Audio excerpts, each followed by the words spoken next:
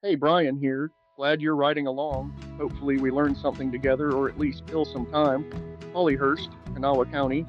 I've passed the sign before and never stopped thinking about it, and that's a name somebody put on the land, and the land just kept it. That's how most of these communities work out here.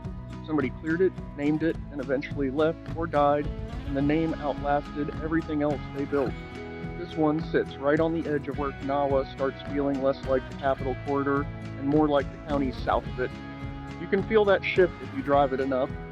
I've run routes down into Boone from the Charleston side, and there's a specific mile somewhere in here where the whole character of the road changes, and I've never been able to put my finger on exactly where.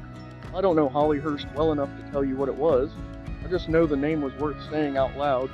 Thank you for riding with me. We are in this together. Keep going.